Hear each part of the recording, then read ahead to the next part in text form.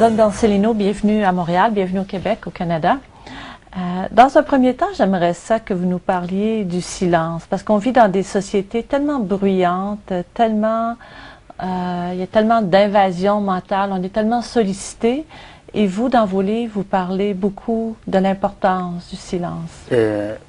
Pour nous, le silence, c'est une énergie très puissante. Et je crois que dans le monde occidental, les gens parlent, et quelquefois pour rien dire. Et la parole, c'est une énergie puissante. On peut libérer avec la parole et on peut détruire avec la parole. De manière que le silence nous ramène les gens à l'intérieur de soi et le mental se calme pour que le cœur parle. C'est ça l'énergie du silence. C'est très mal connu ici en Occident. On connaît beaucoup de types d'énergie, mais le silence est très mal connu. Alors, quand je fais des stages, tout est en silence.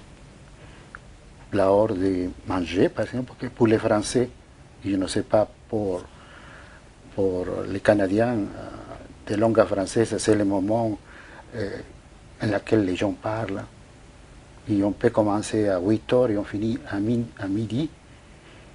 C'est quelque chose de sacré, parler, del temps, de la pluie. Et si les gens ne parlent pas à l'heure qu'on mange, il y a quelque chose qui passe. Et quelqu'un coupe le silence. Il faut beau aujourd'hui. Hein? Parce que les gens ont peur du silence. C'est une peur qui vient de loin aussi. Ce n'est pas votre génération, mais je sais qu'il y a une génération où les enfants n'est pas à table, ou si les enfants sont à table, ils ne parlent pas. De manière qu'il y a toute cette dictature paternelle qui apparaît dans les gens. Alors, je l'ai dit, écoute, il faut déprogrammer ça pour rentrer dans quelque chose de nouveau. Et en ce moment, vous sentirez beaucoup de paix à l'intérieur pour éclairer tous ces nuages que vous avez dans la tête. Et les gens le font, ils retrouvent beaucoup de paix. Par exemple, le silence à l'heure de manger. On ne parle pas. On ne serve pas l'autre. On se serve à soi. Parce que le principe aussi du silence, c'est de commencer à s'aimer soi pour pouvoir aimer les autres. Toutes les traditions anciennes disent il faut t'aimer toi pour pouvoir aimer les autres. Sinon, tout est faux. Et je ne suis pas chrétien, mais je lis les livres sacrés, le Coran, la Bible. Il y a quelque chose de très fort dans l'hymne à l'amour. Elle dit, si je donne mon corps au feu pour les autres, mais je n'ai pas d'amour, ça ne sert à rien. Ça veut dire, les gens qui parlent trop, il y a une névrosité, il y a une envie d'avoir une place, une envie de manipuler l'autre pour être aimé. Et alors, dans le silence, il se raconte qu'elle ne s'aime pas beaucoup et qu'elle demande l'amour de l'autre. Il le manipule pour pouvoir être aimé. Et dans le silence sort tout ça. Cette magnifique qui habite en chacun de nous se réveille. Ça, c'est le fruit du silence, c'est la paix intérieure. Est-ce que cette paix peut durer toute la vie? Oui. Oui. Est-ce qu'il y a des problèmes, des souffrances? Mais si à l'intérieur de soi on est en paix, alors on peut faire face à beaucoup de choses. Comment on fait pour cultiver le silence dans des sociétés, dans des grandes villes où on est beaucoup sollicité, on a des téléphones cellulaires, on a des iPods, des iPhones, des Internets et tout ça. Comment vous suggérez à nous, les Occidentaux, d'entrer dans cet espace de silence? D'abord, il faut expérimenter le silence. Et ça s'expérimente on peut aller tout seul, dans un lieu, au monastère, ne sais pas où, ou dans sa maison. tous les cellulaires, c'était toute la radio-télévision. Et cet espace, un jour, on ne répond pas. Et normalement, on fait silence, tout seul. Et je crois que c'est, pour notre corps, c'est une richesse aussi, pour se calmer de stress, que c'est l'ennemi numéro un des Occidentaux. Ils sont stressés, tout ce que vous me dites produit du stress. Et le stress produit des maladies. De manière que le silence aussi attire la santé du corps et de l'esprit. Voilà. Et je pense qu'il faut se déprogrammer. Déprogrammer ça.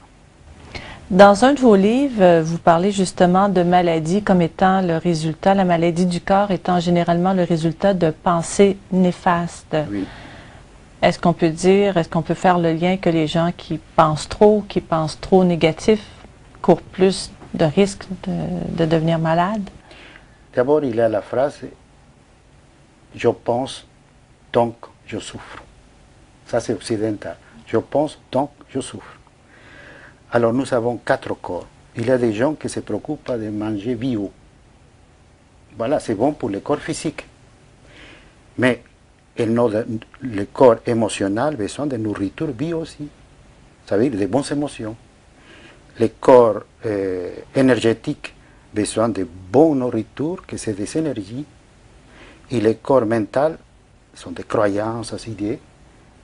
Et se nourrit de ça, besoin de bonnes croyances, de bonnes idées. Alors, nous avons 4 corps.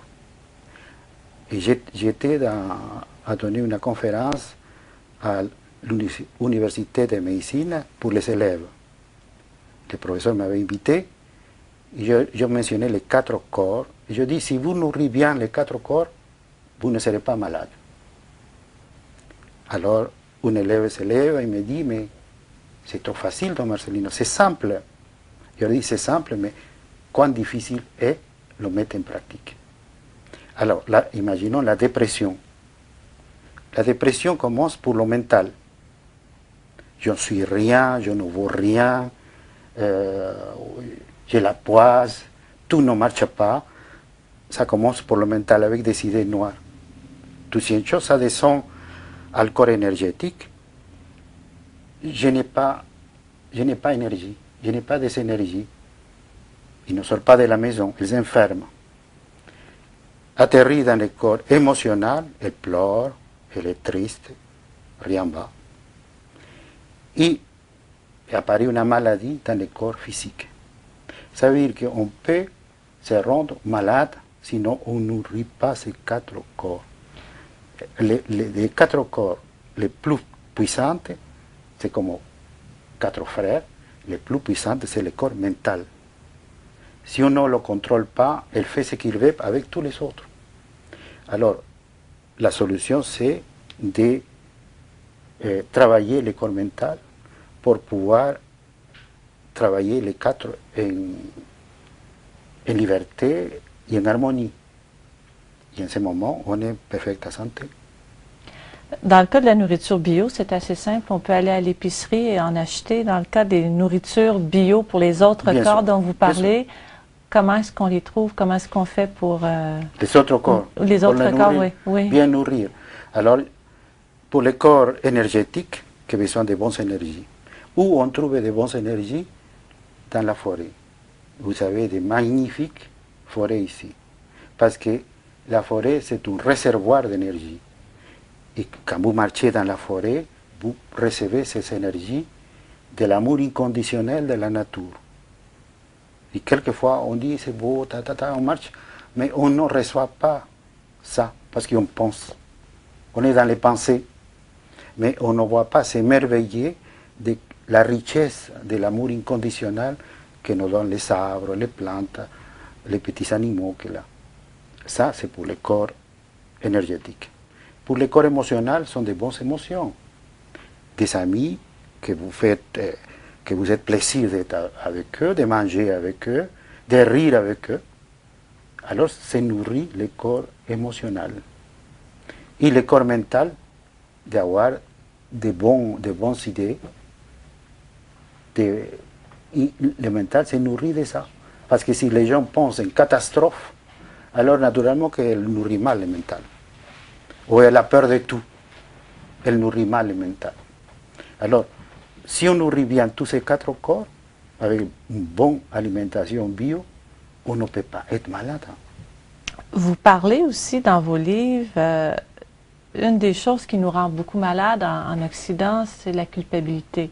On a grandi dans des traditions judéo-chrétiennes, qu'on soit pratiquant ou non, c'est là. Alors que vous, dans votre tradition, la culpabilité, c'est même pas un concept, une idée qui existe. Comment est-ce qu'on fait pour vivre sans culpabilité? Oui, déjà la question comment on peut vivre sans culpabilité, déjà c'est très judéo-chrétien. Dans les Amérindiens, on vient expérimenter la vie. Et on a le droit de commettre des erreurs, parce qu'on ne sait pas tout. Par exemple, je trouvais des femmes qui avaient avorté quand elles étaient jeunes, 20 ans, et maintenant à 50 ans. Et elles ne se pardonnent pas cette erreur de jeunesse. Toujours, elles se sont coupables de ce qu'il a fait. Et je lui dis, écoutez, c'est facile maintenant que vous avez l'expérience.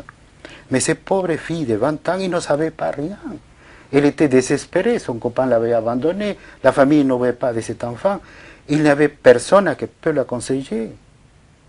Alors regardez vous-même avec cette jeune femme pour retirer ses culpabilités. Cette jeune femme a fait une expérience. On vient expérimenter la vie et après d'un moment, on part aussi à cette autre réalité. C'est pour ça que chez nous, il n'y a pas de culpabilité. On expérimente la vie et on a le droit des erreurs. On a le droit de commettre parce qu'on ne connaît pas tout.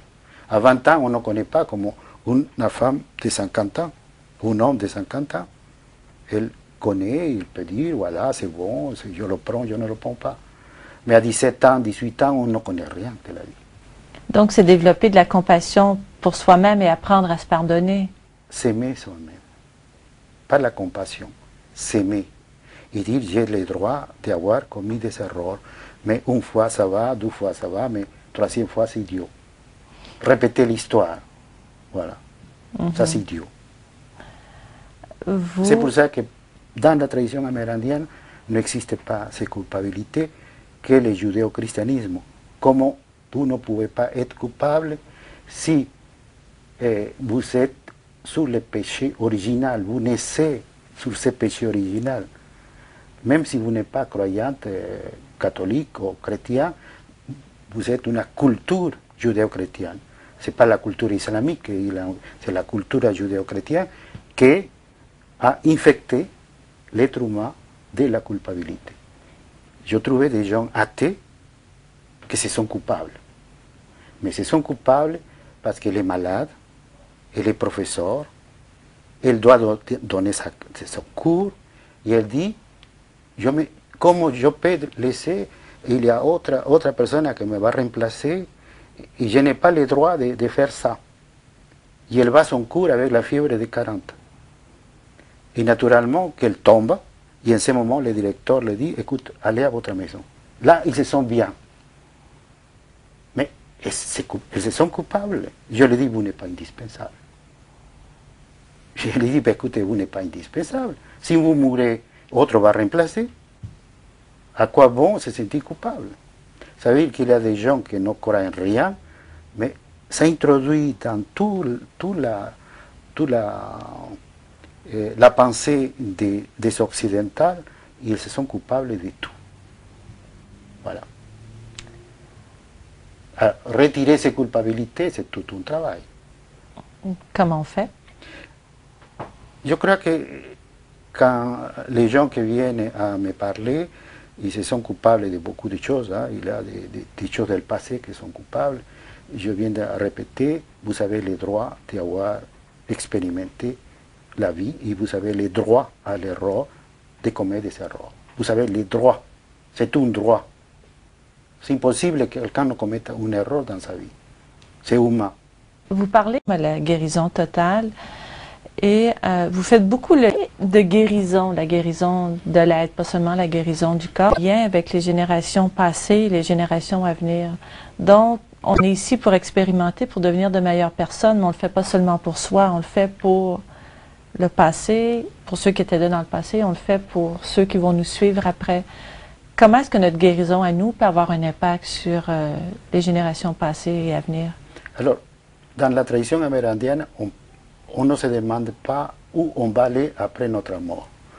La question qu'on se pose, où étions-nous avant de naître? Par exemple, vous, je ne sais pas quel âge vous, mais vous n'êtes pas mai 68. Voilà. Mais il y a des gens ici qui sont nés en mai 68 qui déjà étaient jeunes. Mais vous êtes là.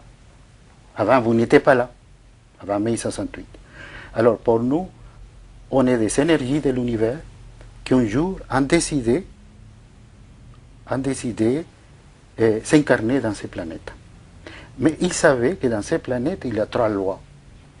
La mort, la vieillesse et la souffrance. On ne la cherche pas, mais elle est là.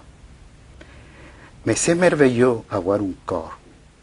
C'est ça qui est le problème. C'est merveilleux avoir un corps, toucher, sentir, faire l'amour, etc. C'est merveilleux. Une énergie ne peut pas faire ça.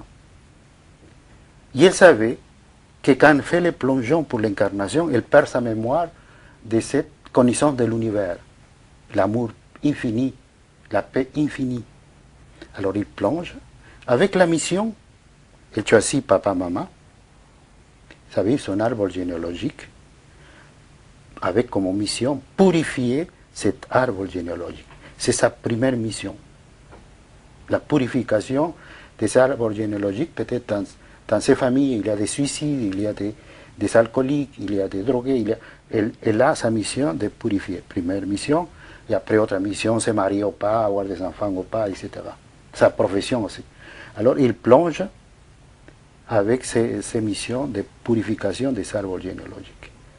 Mais peut-être il ne le sait pas.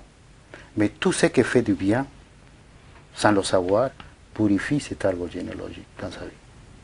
Tout ce qui c'est devenir de plus en plus humain. On ne cherche pas à devenir spirituel, parce qu'on est déjà. On cherche à devenir de plus en plus humain. Ça veut dire quoi, être de plus en plus humain? Plus humain. Par exemple, nous sommes, l'animal humain est en mutation. Pour devenir avec un homme avec H majuscule, homme-femme avec H majuscule. Il y a des gens qui l'en font déjà. Martin Luther King, Jésus, Bouddha, Mahomet, sont des gens et autres qu'on ne connaît pas, qui ont laissé une empreinte dans l'histoire de l'humanité. Une empreinte. Et qu'après, bon, l'empreinte était détorsionnée pour autres, mais ont laissé des empreintes énormes. Et chacun de nous a le devoir de laisser une empreinte avant de partir. Et à partir de 40 ans, c'est un luxe et dépressif. Parce que 40, 50, 60, 70, 80, on s'en bat. On s'en bat. Et les gens sont dans sa prison, en dépression. Ils sont dans sa prison. Alors il faut sortir de cette prison pour aimer la vie. C'est ça. Vous parlez de 40 ans, je fais une petite parenthèse. Vous dites d'ailleurs dans vos livres que c'est à 40 ans qu'on devient adulte. Bien sûr. De 40 à 50, c'est l'étape adulte où on sait ce qu'on veut et on sait ce qu'on ne veut plus. Mais il y a des enfants qui ne grandissent pas à 50, à 60 ans, sont des enfants.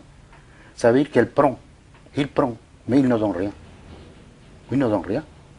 Parce que l'amour, c'est donner et recevoir. Il y a d'autres qui arrivent très peu à l'amour inconditionnel, très peu. Mais la grande majorité connaît donner et recevoir. Si votre copain seulement demande, c'est un enfant, l'enfant demande. Il ne donne rien. Et quand vous ne le donnez là, il se met en colère. Elle pleure. Tu ne m'aimes pas. Elle culpabilise. Elle vous culpabilise. Voilà. Ou vous demande, est-ce que tu m'aimes? Tout le temps. Pour se rassurer, comme un enfant. Pour se rassurer. Et naturellement que ça ne marche pas. Ça veut dire qu'on doit vivre sa vie de 40, 50, 50, 60, 60, 70, c'est la sagesse. À partir de 50 ans, c'est la sagesse.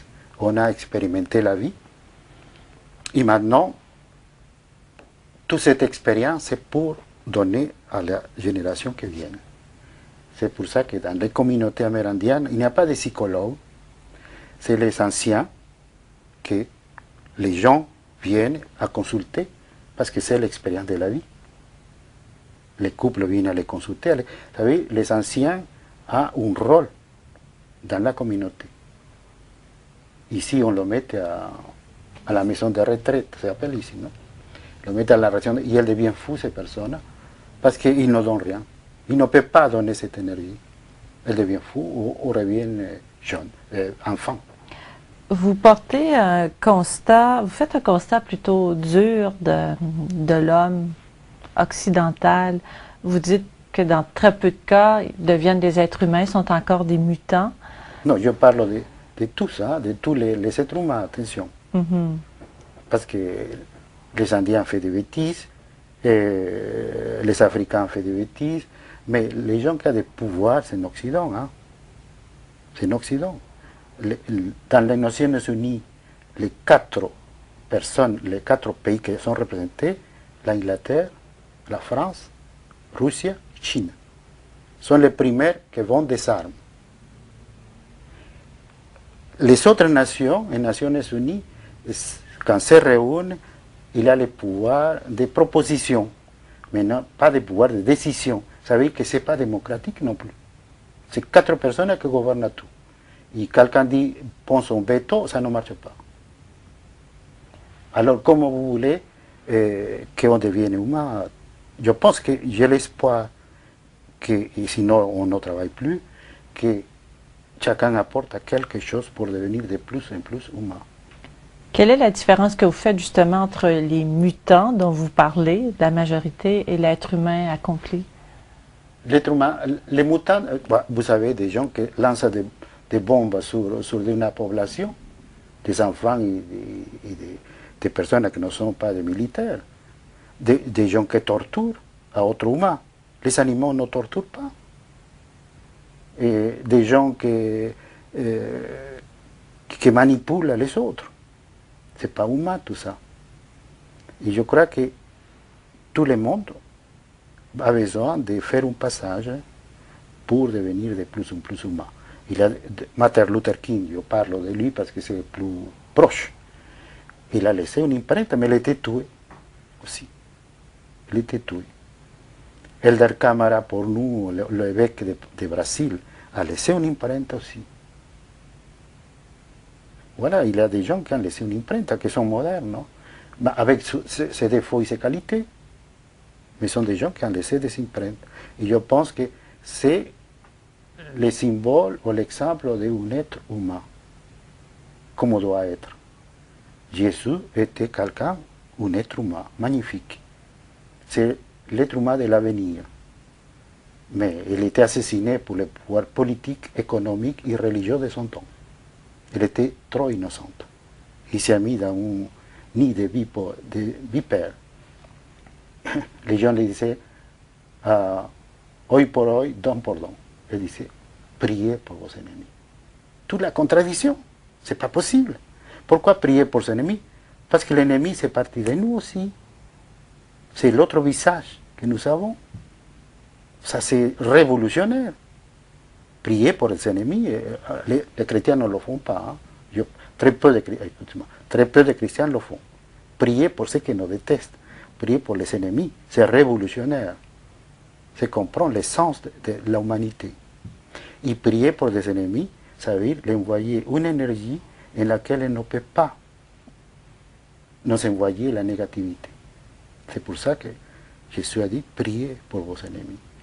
C'est pas facile, je sais, mais c'est révolutionnaire. Alors si vous priez pour vos ennemis, les gens que vous détestent, que vous sentez la colère contre eux, alors ça change. Contrairement à ce que l'on pourrait croire, on a l'impression, nous en Occident, de vivre dans une assez grande liberté. Mais vous dites que la société capitaliste, au contraire, a fait de nous des êtres emprisonnés, des esclaves de ce système-là. Comment vous expliquez ce paradoxe apparent entre cette liberté extérieure et cette prison intérieure? Parce que les Amérindiens ont vécu, je parle du Pérou, les bi-rois, vous savez, les rois, un représentant des rois, dans un système monarchique. Ont vécu le féodalisme, les grands propriétaires de terrain, voilà. Ont vécu le modernisme, la machine, les ouvriers, tout ça. Ce sont des systèmes créés pour l'homme, inventés pour l'homme. Et maintenant, c'est le système capitaliste, inventé pour l'homme, avec des lois, quand même. C'est pas... Et je pense que maintenant, on arrive à le déclin de ce système et que va naître autre chose, créé pour l'homme, plus humain, plus fraternel. Mais il faut préparer cet homme pour qu'il remplace un système pour autre. Vous êtes né dans le système capitaliste de manière que vous croyez qu'il n'existe pas autre chose. Les gens, je ne parle pas de vous, les gens ont vécu ceci comme l'Union soviétique. Les gens qui étaient dans l'Union soviétique croyaient que c'était éternel ce système. Et tout d'un coup, ça tombe, ça se casse, et ils sont désorientés. Culturellement, émotionnellement, et ils deviennent fous. Mais le crash que nous avons maintenant, je pense que c'est un passage à créer autre système différent. C'est ça. Avez-vous des exemples de cette prison dont vous parlez? De quelle façon est-ce qu'on est prisonnier de soi-même et d'un système? Par exemple, les gens qui, un employé, n'importe où, un employé, il travaille parce que c'est la unique manière de pouvoir manger. Un ingénieur, il donne sa connaissance, il vend sa connaissance, il le vend pour tant de temps, il le vend. Mais il doit obéir aussi à ses patrons. Même s'il n'est pas d'accord, il doit obéir déjà. Il est dans une prison, il doit obéir. Naturellement, il a des vacances pour se bronzer, etc., pour qu'il soit bien de santé et qu'il vienne autrefois travailler en bonne santé. Ce n'est pas innocent tout ça. Et elle croit que c'est ça, et après la retraite, maintenant en France ça commence la lutte à 60 à 62 ans, et elle dit, maintenant, je n'ai aucun pouvoir, je suis dans la maison, ma femme est à la maison, les enfants sont grands, qu'est-ce qu'ils ont fait tous les deux? Qu'est-ce qu'ils ont fait? Est-ce qu'on se continue à aimer ou pas? Ce sont 12 étrangers qui se trouvent tout d'un coup dedans. Et après, il meurt. Et naturellement, il n'est pas sorti de la prison. Jamais, c'est comme un poisson qui est dans l'eau. Il ne sait pas qu'il y a autre chose. Il croit que c'est l'unique chose dans l'eau qu'elle peut vivre. Il est dans une prison. Et comment est-ce qu'on en sort de cette prison? Je crois que c'est une prise de conscience. D'abord, il faut voyager à les pays pauvres, l'Amérique latine. Il y a beaucoup de gens que je dis, voyage à l'Amérique latine, vois les choses. Comment ces gens vivent? Voyage, c'est pas possible. Et quand ils viennent ici, sa conscience a changé. Il voit, il s'est retiré les lunettes que nos noires de la prison, et il voit la vie comme il est. Soit qu'il a le choix, dire, bon, je ne peux rien faire, c'est trop. Ou elle dit, non, je peux m'engager ici, besoin de moi, pour réveiller les gens. Je pense que c'est une manière de changer de vie. Parce que des paroles, lire les livres, sans voir la réalité, ça ne sert à rien non plus. Il y a beaucoup de gens qui savent beaucoup de choses, mais jamais été dans une communauté paysanne là-bas, ou dans l'Amazonie, pas pour se droguer pour l'ayahuasca, parce que c'est une drogue ça aussi. Bon, vous n'avez pas posé la question, mais je dis, parce qu'il y a ça aussi, les Indiens, beaucoup des Indiens appâtés pour l'argent, en but que ces plantes hallucinogènes attirent les Européens. Alors les Européens blancs en aller là-bas et c'est un business maintenant.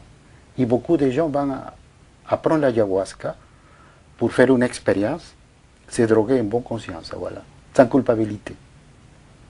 Et les Indiens ont capté que les Européens besoin, ou les Occidentaux besoin de souffrir. C'est la religion. Ils le font souffrir 3 jours sans manger, avoir de l'eau. Ils souffrent, ils sont contents parce que c'est la religion. Après la souffrance, c'est la délivrance. Mais les Indiens ne font pas ça. Ils ne sont pas idiots de rester 3 jours sans manger et prendre de l'eau et des choses pour expulser tout. Elle dit c'est la limpieza, la purification. Et les Occidentaux sont contents. Se nettoie, ah oui c'est bien, maintenant je prends la plantita sacrée, je la prends et maintenant je vois des choses. Naturellement que le cerveau avec une hallucinogène et voit des choses. Mais les Amérindiens du Canada font ça sans hallucinogène. Ça s'appelle la quête division. Nous ne sommes pas trop guerriers, de manière qu'on le fait plus doucement. Mais les gens voient, ils voyagent à cette autre réalité qui nous attend. Est-ce que c'est ce que vous appelez le voyage sacré? Oui, c'est le voyage. Ici, ça s'appelle quête division. Au Pérou, ça s'appelle le voyage sacré. Ça, c'est à la portée de tous, ce voyage sacré? C'est pour tous. Pour tous. Et je le fais avec les Belges, les Suisses, les Luxembourgeoises, etc. Tous sont invités à faire ça. Et tous, les gens font l'expérience. Ils voient des choses. Comme la NDE, les gens qui sont morts, en revenu, ils racontent qu'ils voient la lumière, la paix, etc. Mais eux voient plus que ça. Plus que ça. Ce qui nous attend dans ces autres dimensions. Ce qui nous attend après la vie, la mort, d'ailleurs, c'était là-dessus que j'avais envie de conclure avec vous. Alors, vous avez une vision tout à fait différente de nous, de la mort. Ici, la mort est un sujet qui fait encore peur, alors que vous, une des phrases que j'ai retenues dans vos livres, aujourd'hui est un bon jour pour mourir. Donc la mort n'est pas un ennemi. je pense que concrètement, la mort n'est pas un ennemi. La mort, c'est une conseillère qui nous dit, écoute, il faut que tu vives maintenant, parce que je te prends, n'importe quand, et tu n'es pas vécu. Tu n'es pas heureuse. Tu n'es pas vécu, tu n'as pas t'émerveillé des choses. Tu as travaillé, et à la fin, que t'attends? Tu vas laisser tout ici. Ta maison, ton chien, ton chat, ta profession, ta carte d'identité, reste ici, tu ne prends rien là-bas. Vive. C'est une bonne conseillère. Vive. Tu n'es pas vécu. Et c'est triste pour les gens qui arrivent à la porte de la mort, ils sont conscients, ils se posent la question, est-ce que j'ai vécu? Et si la réponse est non, c'est trop tard, totalement tard pour ça. Alors je pense que c'est ça. Et autre chose de cette réalité, autre question, est-ce que toi as aimé? Est-ce que tu sais qu'est-ce que ça veut dire aimer quelqu'un? Pourquoi tu es avec sa personne? Peut-être parce que c'est un bon compagnon. Peut-être parce qu'elle a une bonne position économique. Peut-être parce que elle est gentille. Ça aussi. Mais est-ce que tu l'aimes? Et j'étais surpris parce que je commence à faire une enquête en France. Je pose la question à des hommes et des femmes. Et ils me disent réellement, je ne sais pas qu'est-ce que c'est aimer quelqu'un. Je ne sais pas qu'est-ce que c'est aimer. Et pourquoi vous êtes avec sa personne? Elle est gentille. Nous sommes 3 ans, 4 ans, 10 ans. Bon, elle est gentille, et je l'aime comme un ami. Mais c'est tout. Mais qu'est-ce que ça veut dire aimer? À perdre la raison. Parce qu'il n'y a pas de raison dedans. Donc avant de mourir, quelles sont les questions importantes auxquelles on devrait être capable de répondre? Par exemple, un poète français, à 90 ans, lui a posé la question. 90 ans. Il a dit, alors, qu'est-ce que vous avez appris de la vie? Et il a répondu, j'ai appris à aimer, et je ne vous souhaite qu'une chose, savoir aimer. Qui c'est? Louis Aragon. Ah, voilà. Voilà, 90 ans, il a dit, c'est unique chose, très courte. Je vous souhaite savoir aimer. Je pense que ces deux choses, avant de partir à cette autre réalité, il faut l'expérimenter ici. Don Marcelino, je vous remercie. Merci à vous, merci à l'équipe.